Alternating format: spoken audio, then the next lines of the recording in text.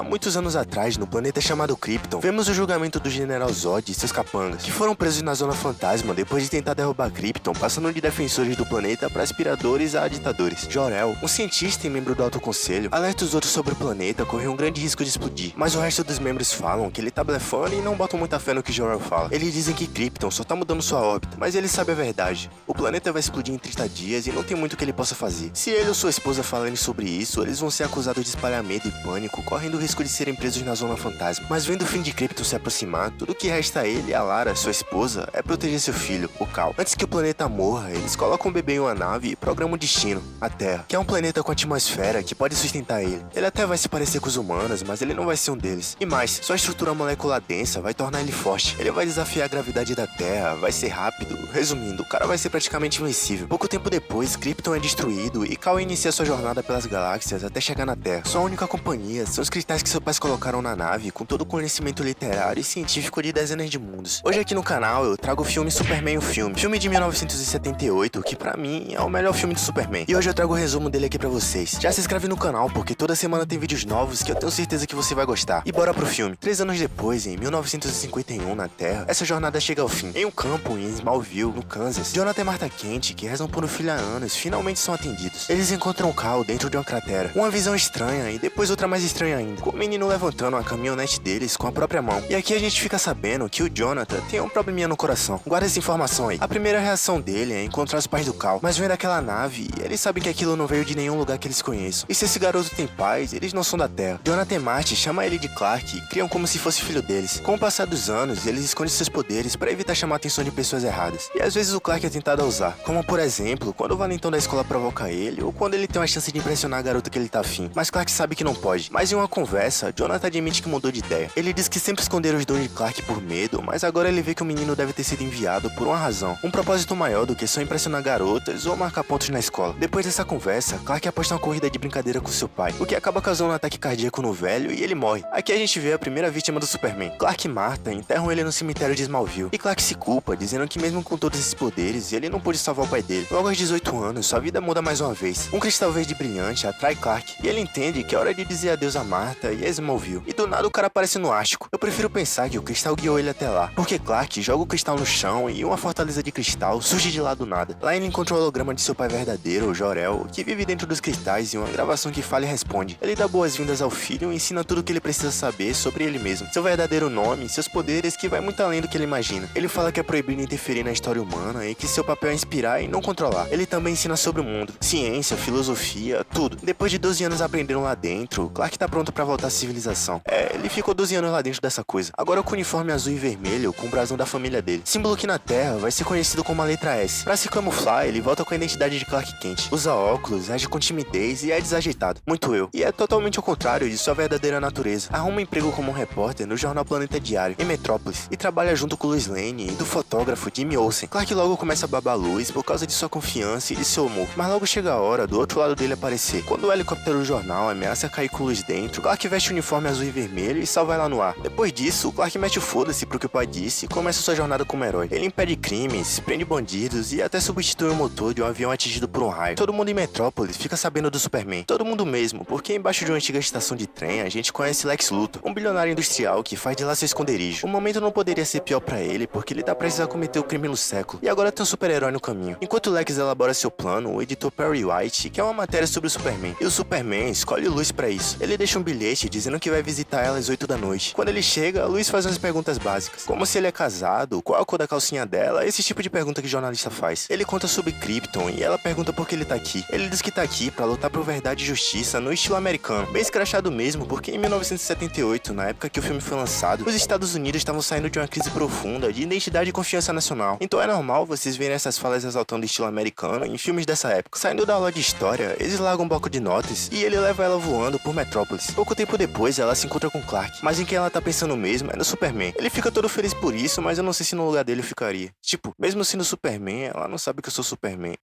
Voltando ao filme, nasce o artigo Passei a Noite com Superman, que se torna famoso. E Lex Luthor lê. Ele deduz que se Krypton explodiu, então alguns fragmentos devem ter caído na Terra. Ele pesquisa alguns meteoros e descobre um. Chegou na Etiópia e é radioativo e letal para qualquer um de Krypton.